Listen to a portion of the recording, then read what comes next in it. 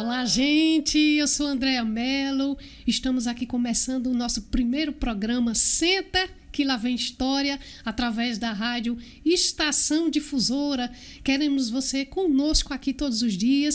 Pedimos para que você acesse os nossos canais, nossas redes sociais, se inscrevam no canal do YouTube para que a gente possa fazer um trabalho legal, ok? E hoje a gente vai conversar com uma pessoa muito importante aqui da nossa cidade, que é o senhor Lamartine Peixoto Melo. E esse programa tem a finalidade de a gente contar muitas histórias de Garanhuns, histórias de pessoas como o senhor Lamartine. E a gente vai começar agora a nossa entrevista com ele, falando um pouquinho sobre ele. Seu Lamartine Peixoto tem 83 anos, nasceu e se criou no bairro do Magano e nunca saiu de lá. E ele conhece todas as histórias do bairro do Magano, tem a memória muito boa e vai contar pra gente como começou essa história, como ele se interessou pelas histórias do bairro do Magano, ok? Boa noite, seu Lamartine. Boa noite. Seja bem-vindo. E vamos começar a nossa entrevista. Antes, eu quero contar para vocês que o seu Lamartine tem um livro intitulado Histórias do Magano e a gente vai fazer um turismo por este livro e ele vai contar um pouquinho de como ele chegou a escrever este livro falando sobre a história do Magano, né? Eu já li o livro, seu Lamartine, e vi que o senhor teve um incentivo, né, do pároco da igreja na época para escrever esse livro. Conta um pouquinho dessa história para a gente. Tudo bem, vamos contar a história. Primeiro, eu nasci no bairro do Magano, na casa 146, na rua Satiruivo, antiga Rua da Areia. Na época era uma rua que não tinha calçamento, por isso chamava Rua da Areia.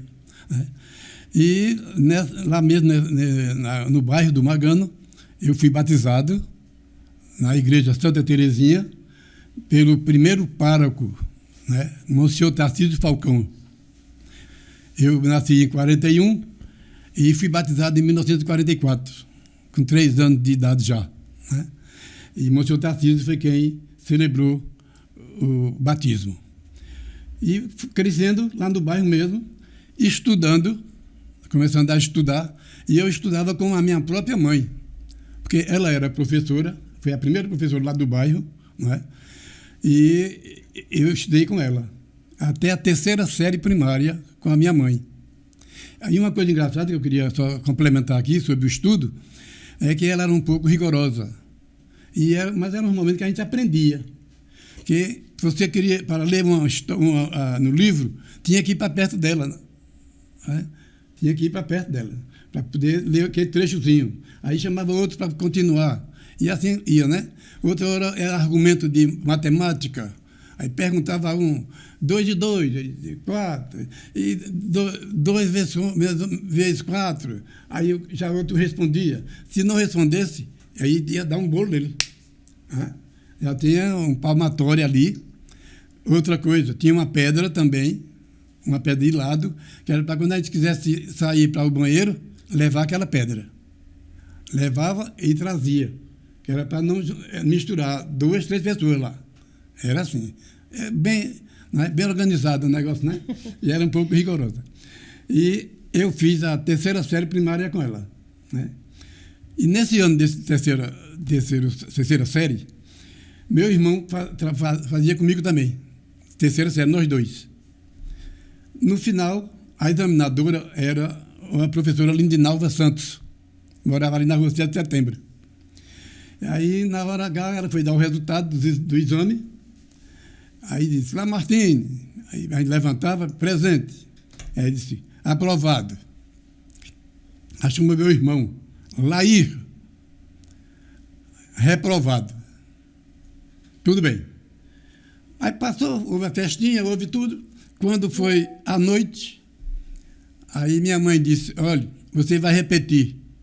Eu digo, mas por quê? Eu não fui aprovado? Foi aprovado, mas não fica na frente do seu irmão, não. Seu irmão vai repetir e você vai também. Eu repeti de novo. Eita, meu Deus. Você vê como era o tempo, né? Mas mesmo assim, passou o tempo, fui crescendo, já trabalhando, E toquei o barco. Com o tempo, arrumei a namorada, cheguei a casar, né?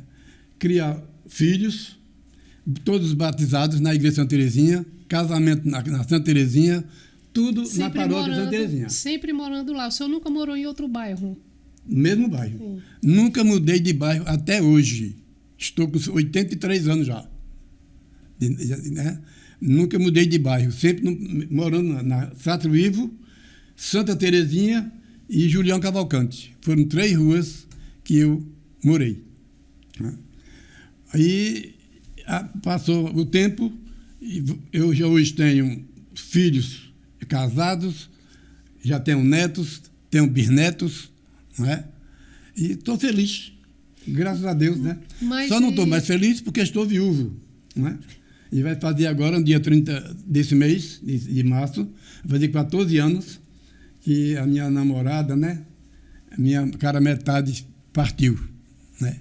Mas como a gente sabe que a vida, a gente não sabe de nada, né? Do que pode acontecer, é um mistério, né?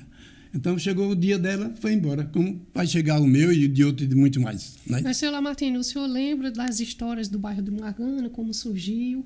Foi por isso que o senhor... Conta um pouquinho como foi que o senhor chegou a escrever esse livro. Quem foi que lhe incentivou? O senhor contou essas histórias para alguém? Olha, eu sempre participei da paróquia Santa Teresinha, da igreja. Mesmo como criança eu participava, né? E teve até um dia, isso aí eu contei um tempo aí, que precisou, na festa de Santa Teresinha, eles quiseram apresentar algumas coisas interessantes que aconteceu na igreja. E eu contei uma. Tinha várias e tenho, mas eu contei uma só. Eu me juntava com três colegas e a gente ia para a missa. E o padre era Monsenhor Tarcísio.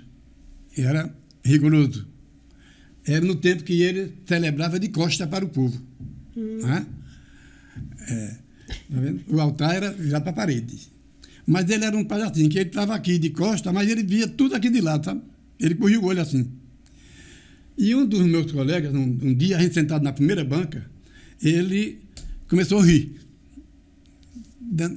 Estou rindo. Aí o senhor Tarcísio viu, levantou, parou a celebração, Sim. Veio cá, pegou ele pela orelha e saiu com ele dentro da igreja. Até a calçada. Chegou lá na calçada da igreja, aí se vá-se embora, aqui é lugar de rezar, não é de brincadeira, não. Aí tudo bem. Uhum. Aí nós ficamos tudo ali caladinho, né? Quando foi na outra semana, nós fomos para a missa. E cadê o colega aparecer? Aí digo, cadê Ivanildo? Ivanildo não apareceu. Aí procura, e chegou a hora da celebração, aí quando eu olhei para a porta da igreja, estava Ivanildo lá, em pé. Aí eu fui lá. Disse, olha, vamos para lá, para um lugar. Ele disse, vou não, porque pode querer me pegar de novo, e eu já estou aqui fora para correr. Estava com medo. Ok. Mas e a ideia do livro? E daí é o seguinte, no decorrer do tempo, né, eu participando das pastorais da igreja, que várias pastorais eu participei, da PASCOM principalmente, e na PASCOM foi que surgiu esse problema do livro. Por quê? Porque nós criamos um jornalzinho quinzenal, né? E nesse jornalzinho, cada um escrevia alguma coisa. Eu nunca escrevi. Então, no tempo, foi em 2001, Frei Zito disse, Lamartine, escreva alguma coisa no jornalzinho. Eu disse, Frei Zito, todo mundo está escrevendo já as coisas da igreja, né? E ele disse, não precisa ser da igreja, não, pode ser qualquer assunto. Eu digo, pode ser qualquer assunto. Eu digo, então, tudo bem. Eu fiquei pensando como fazer, eu vou começar a contar a história do Magano. Abriu a mente assim um pouco, né? Deus me iluminou e eu fiz o primeiro trechozinho, escrevi, botei lá. Quando foi na outra semana que o jornalzinho circulou, aí o Frei Zito disse, muito bom, gostei demais, continue. Aí, tudo bem. Quando eu fui no 4 ou 5 edição já, editorial, aí o que aconteceu? Uma amiga minha disse, Lamartine, tenha cuidado. Você está fazendo um trabalho que algumas pessoas mais na frente vai querer pegar e montar um livro e você não vai dizer que foi você que escreveu. Não tem como provar. Aí me despertou. Eu digo, eu vou escrever um livro mesmo. Aí comecei a escrever o livro não é? E parei o jornalzinho, né? O jornalzinho eu comecei a botar outras coisas diferentes, Sei. sem ser a história. E montei o livro, né? E quando foi em 2007, eu fiz o lançamento. Agora, não fiz pesquisa nenhuma nesse livro, eu não fiz pesquisa. É um mini livro, não é? Não é grande. Mas tem a história de muita coisa que se passou, porque eu acompanhei a maioria daqui, 90 a 95% disso aqui eu acompanhei. E lembra de tudo, né? É. Então, eu não fiz muita pesquisa, mas está aí o livro e muita gente tem lido ele já. Eu fiz 200 exemplares, né? E eu só devo ter em casa uns 5 ou 6, né? Porque o resto tudo já anda pelo mundo afora. Tem até em Portugal. Livro Portugal, São Paulo, Rio de Janeiro, Recife, também muitos lugares, cidades por aqui perto, de família, né? Tudo. Aí assim. Então, já que o senhor tem uma memória boa, vamos voltar um pouquinho ao passado e saber de algumas curiosidades que tem aqui no livro. Por exemplo, as ruas tinham apelidos muito engraçados. Tem uma que eu até anotei aqui, que é a antiga Avenida Santa Terezinha, se chamava Rua Gogó da Ema. Por que esse nome? Devido à altura, sabe? E poucas casas também, né? E muita terra, né? Não tinha calçamento, não tinha nada. Por conta da altura, chamavam Gogó da Ema, né? Mas por isso taxaram o nome de Gogó da Ema. Até um certo tempo ainda estava esse nome. Onde é que tu mora? Eu moro na Gogó da Ema.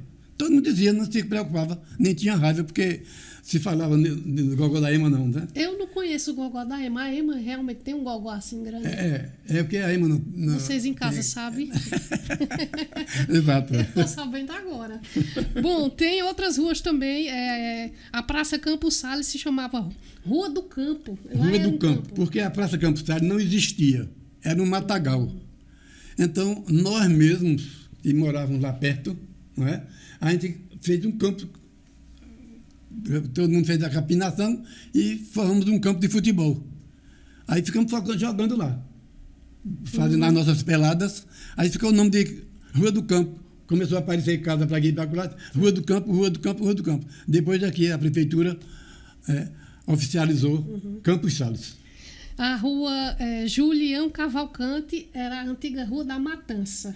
Rua da Quem Matança. é que se matava lá nessa rua? Assim? É porque existia o matadouro público na Rua da Matança, lá no final, né? Lá no final, perto do Cerus, né? Lá na frente. Era o matadouro. E não faz muito tempo que ele saiu, né? Faz pouco tempo, não faz muitos anos. Que ele está agora na Manachel, né? E só conhecia lá pela Rua da Matança. Não tinha calçamento, não tinha nada, né?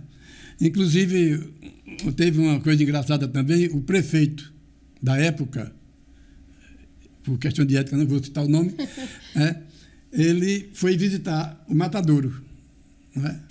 E com o carro preto, que era o carro preto do município, quando ele chegou nessa rua da Matança, lá no meio mais ou menos, cheio de buraco, cheio de lama, aquela coisa toda, o carro enganchou num buraco. E de cadê sair? E aí a comunidade mesmo começou empurrando e gritando, e mangando e aquele negócio. E o prefeito dentro, viu?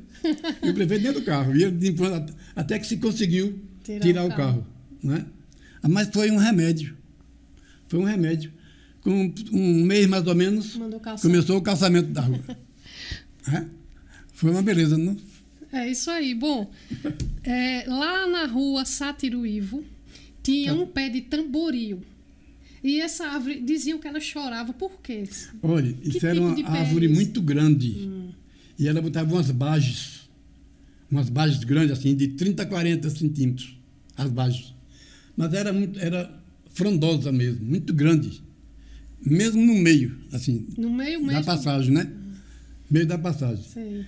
Só que quando foram passar com o calçamento, que foi na época de Celso Galvão, né?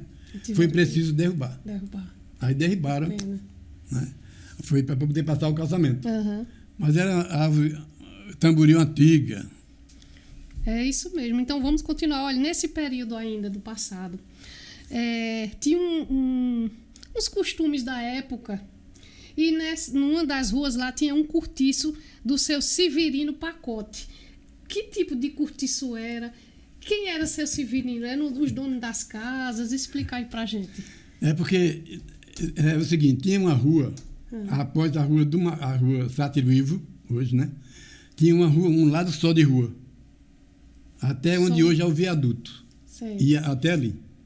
Um lado só de rua. E o povo só chamava Rua do Mata-Burro. Né?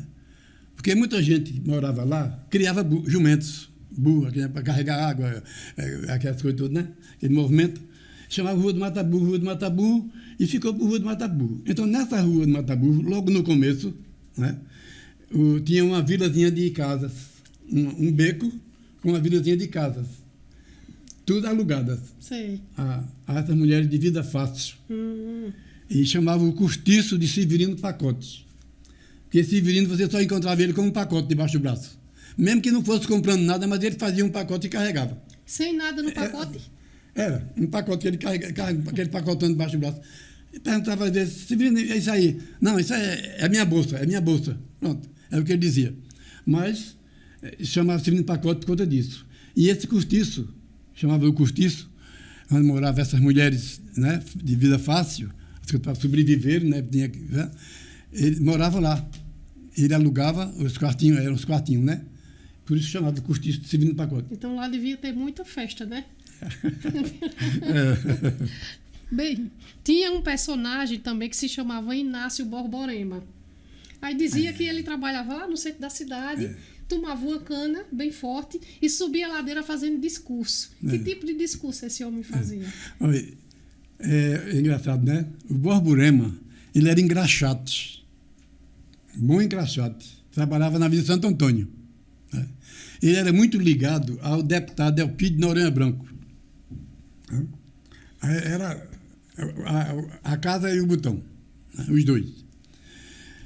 Mas ele era viciado no álcool. Ele trabalhava pela manhã e após o meio-dia ele começava a beber. E quando ele subia para casa, ele passava subindo fazendo discurso político e falava em tudo quanto era de coisa, sabe? Agora não abusava ninguém. Agora pense na pronúncia do homem. Viu? Uma pronúncia só vendo, como se fosse uma pessoa bem instruída. Né? Tanto que quando diziam a ele, você mora na Rua do Mata-Burro, ele dizia, não moro na Rua do Mata-Burro. Eu moro na Rua Doutor José de Almeida. Ninguém nunca soube que essa rua fosse José de Almeida. Mas ele dizia que era José de Almeida. E não Rua do Mata-Burro, porque ele não queria chamar de Rua do Mata-Burro. Né? E o discurso dele mais não incomodava ninguém. Mas era diariamente. Mas é inusitado, né? Uma cachaça e ainda conseguir dar um discurso bonito desse.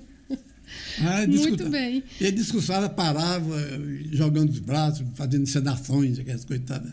Era assim. Naquela época não tinha energia e o pessoal ainda usava muito candeeiro, né? Tinha um grupo de repentistas que tocavam à luz do candeeiro. Como é esse pessoal? Explica pra gente um pouquinho. Quem eram essas pessoas?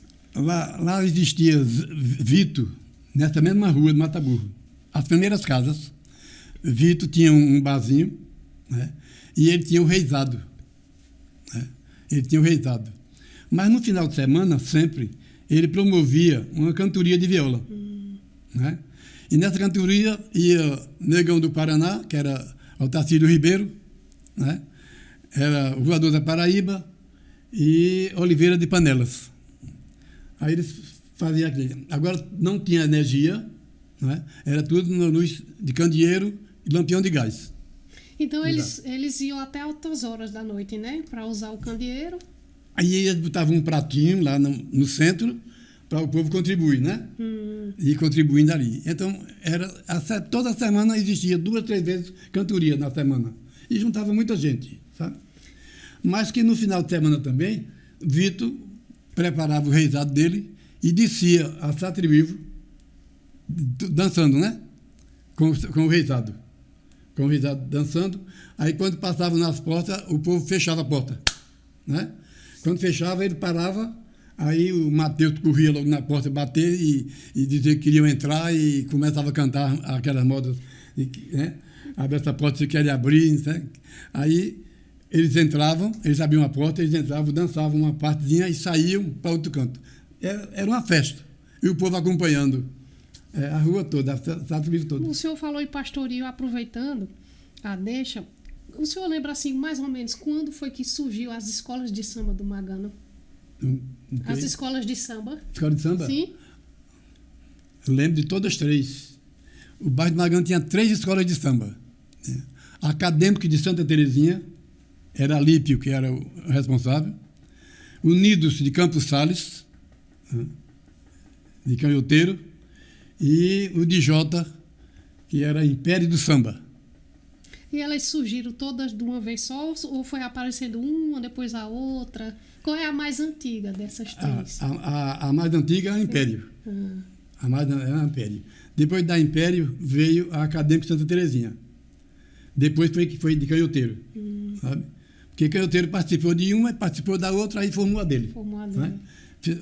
Formaram as 3, que animavam o Carnaval de Garanhuns. O senhor acompanhava alguma delas? Acompanhava.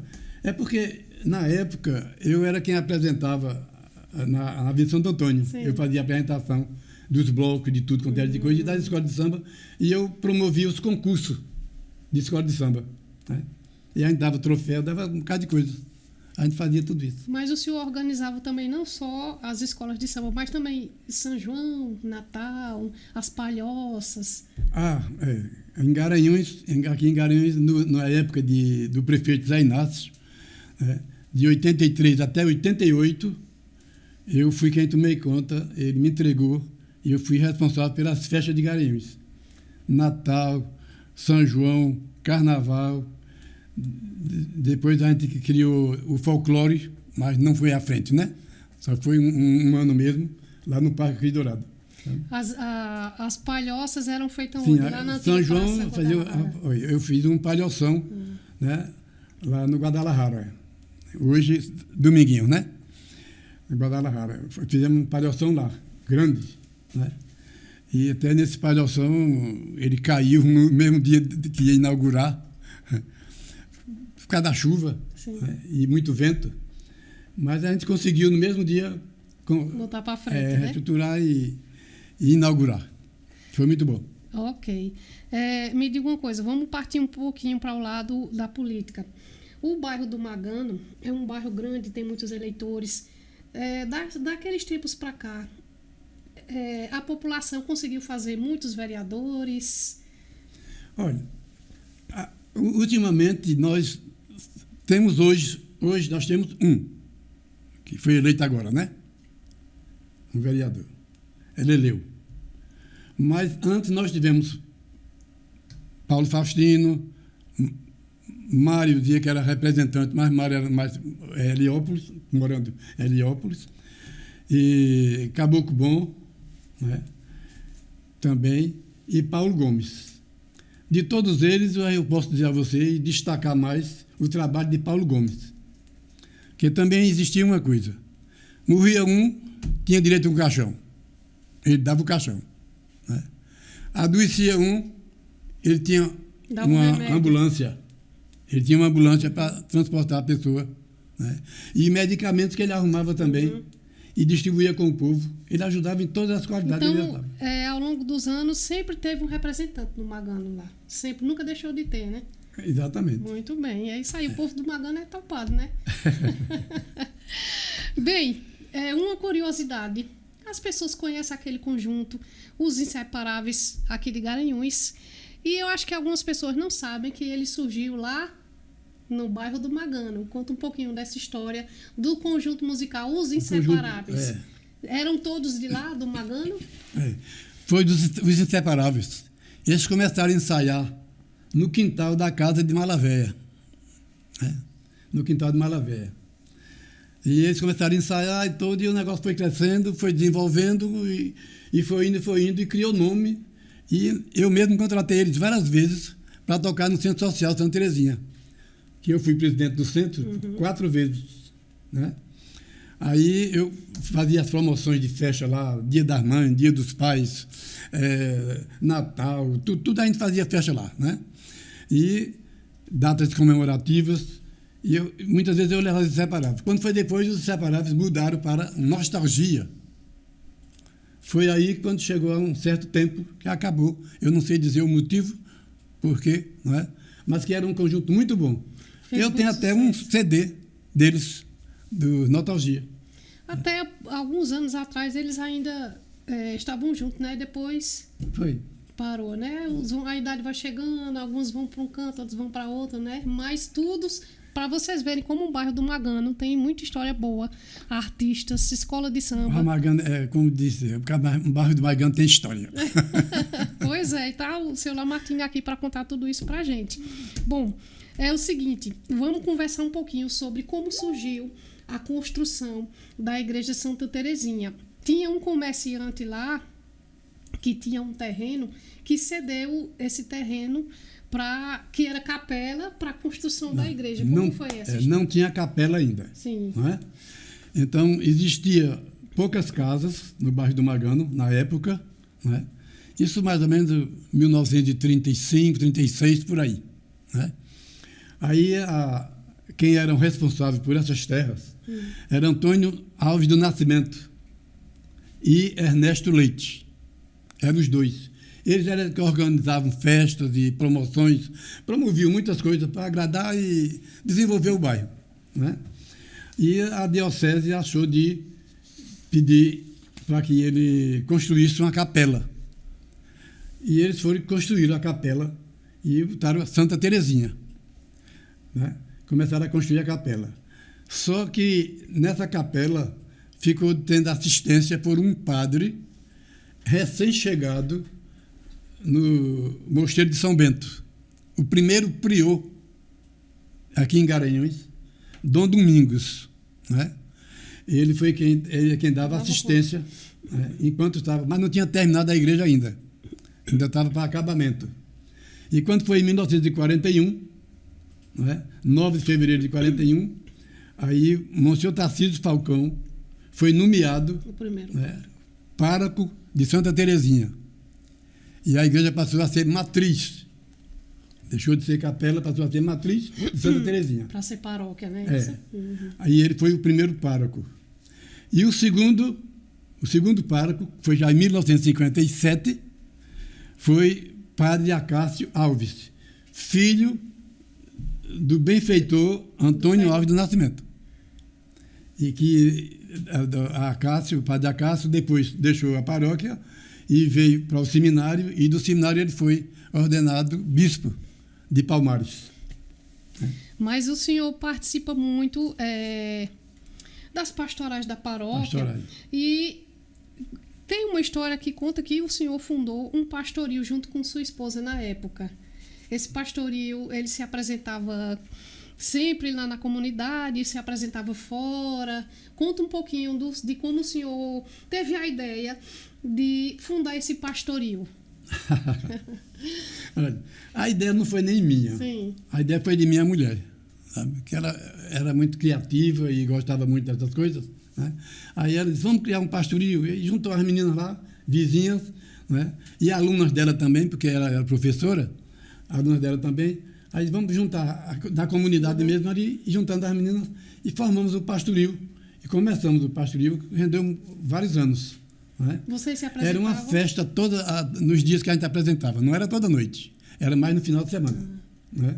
E terminou eu armando um palanque na frente de casa. Né? Armei o palanque e a gente ficou lá. Já estava tudo preparado, tudo prontinho, uma caixinha de som, uma coisa, né? E era eu e meu cunhado que fazia a apresentação.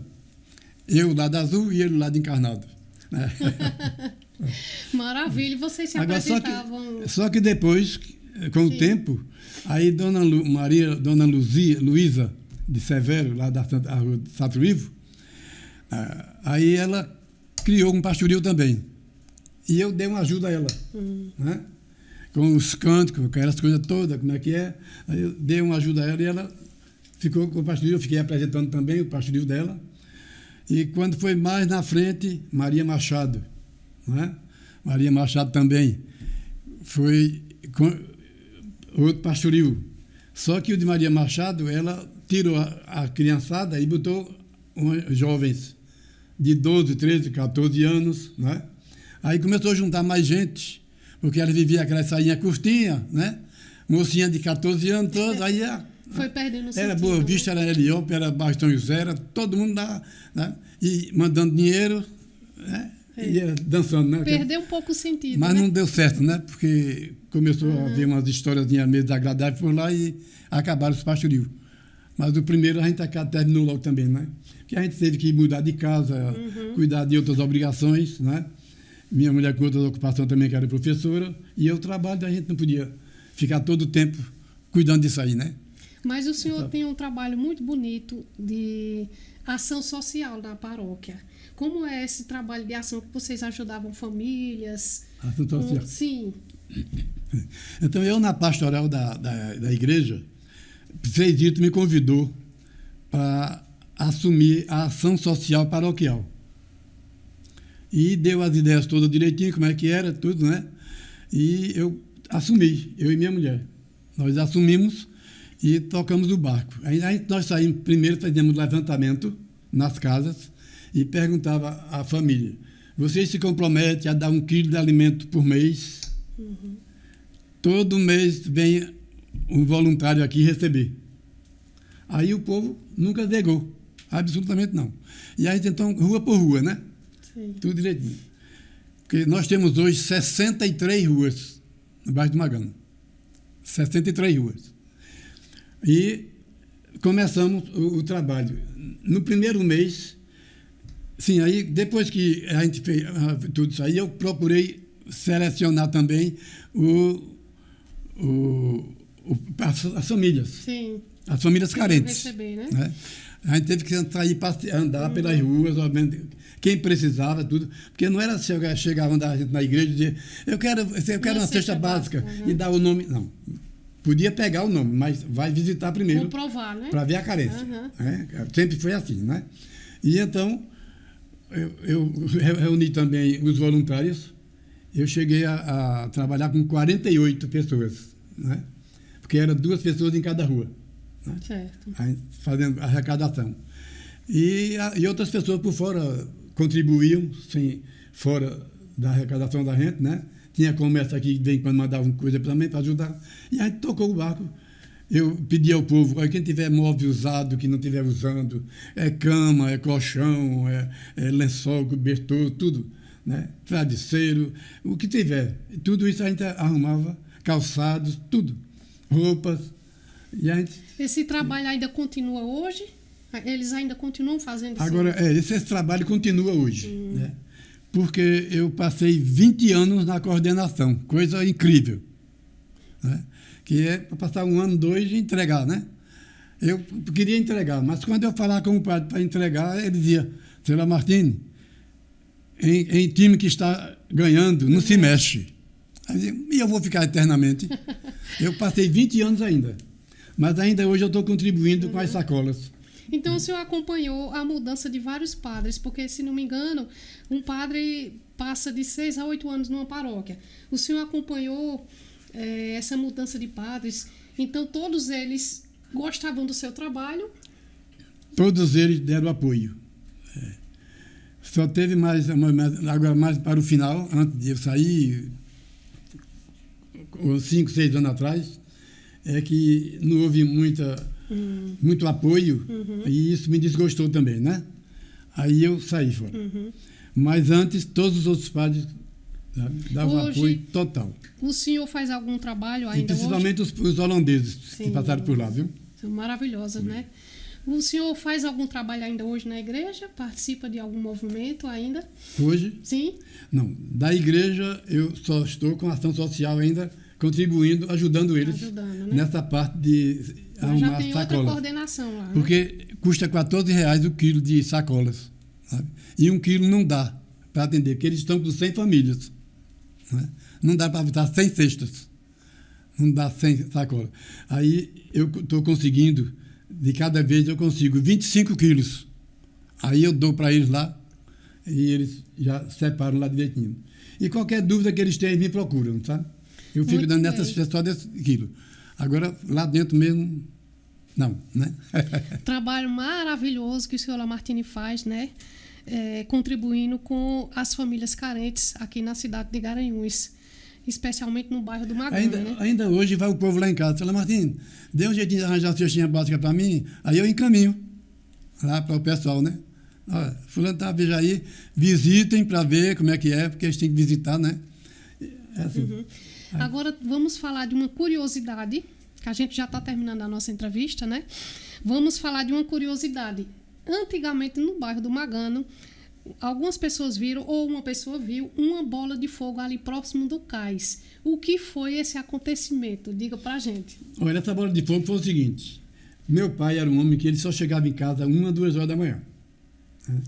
Com os amigos dele no centro da cidade, fazia aquela roda ali, perto do Café Central, ou então lá do Café Glória, que tinha por ali o Íris, né?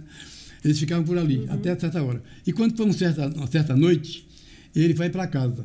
Foi numa época que a posteação de Garanhuns era de madeira. E essas lâmpadas incandescentes. Né? Quando era 11h30, apagava. Era a empresa de luz aqui em Garanhuns, era um motor, né?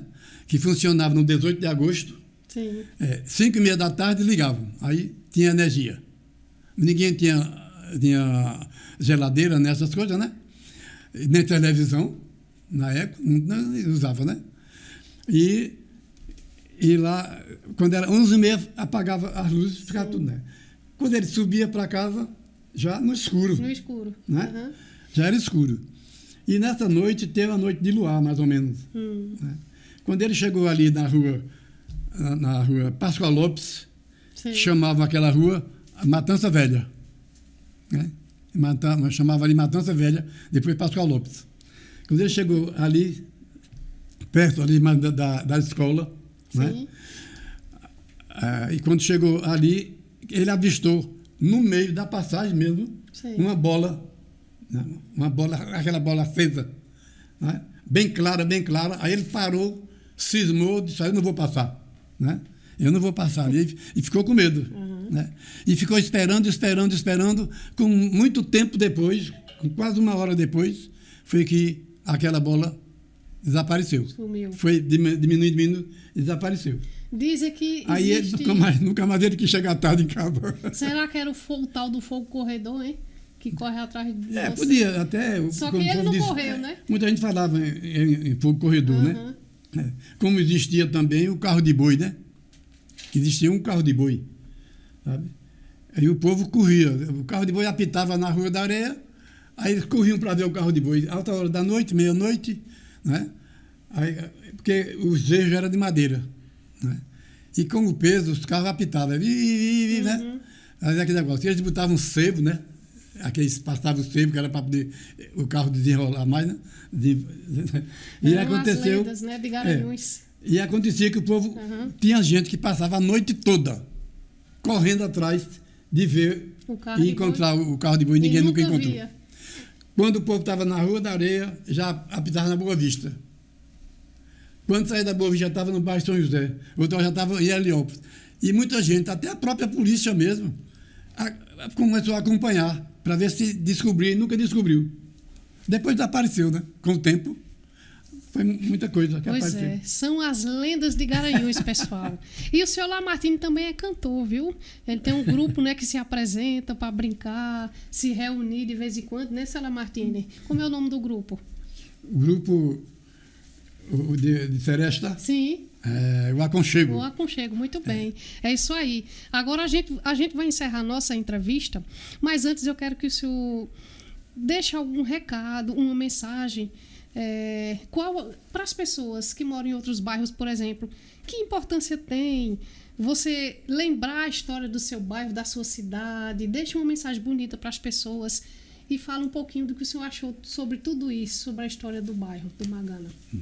Viu? Olha, nessa história da Seresta, por exemplo, nós costumávamos fazer a Seresta no Dia das Mães, no sábado. A gente saía uma mesa de 9 horas da noite, ia para a Rádio Difusora, hoje jornal, que era o programa de Zé Inácio, né? A gente ia para lá, passava uma meia hora lá, tocava, cantava, e de lá a gente partia para visitar as casas. Agora o povo não sabia quem era que ia ser visitado. Simplesmente a gente saía um grupo assim de umas 10 pessoas, só que quando terminava era 40, 50, o povo acompanhando.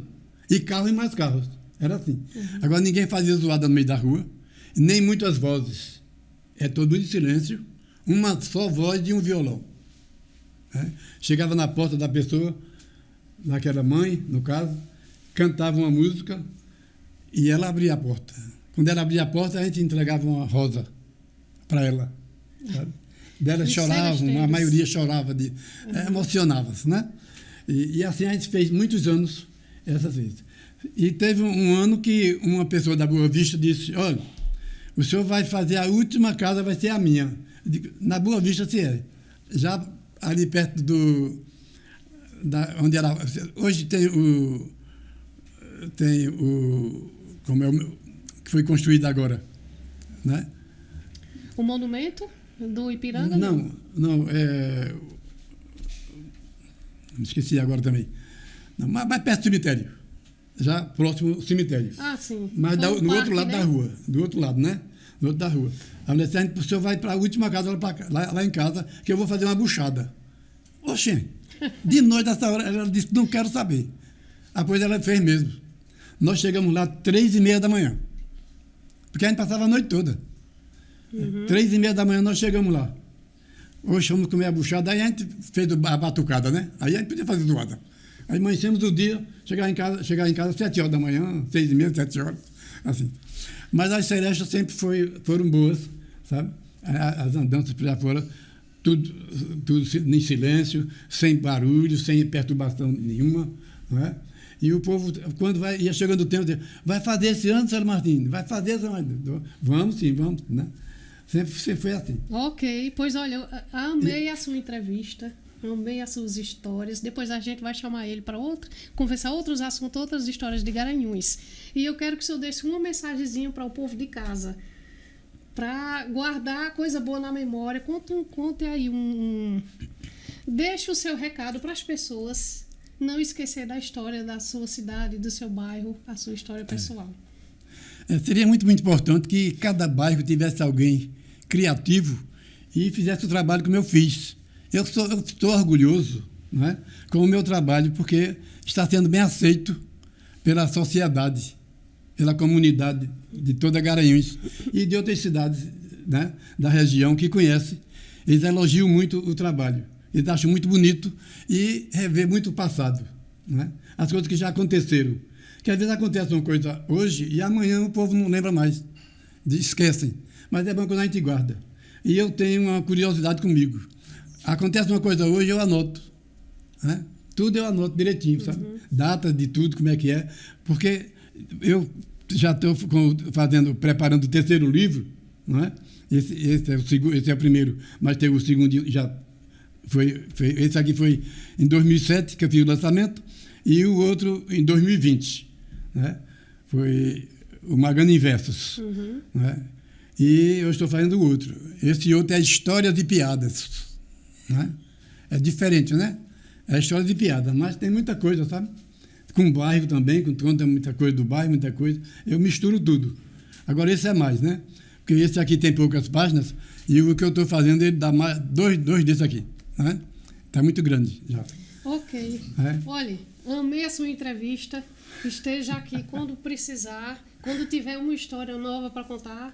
A gente contata e marca outra conversa, tá? Minha filha Marleide me disse ontem, quando eu disse a ela que vinha para cá, ela disse, amanhã eu vou me ligar e vou assistir. Deve estar em casa assistindo. Depois você me diz alguma coisa, dona Marleide?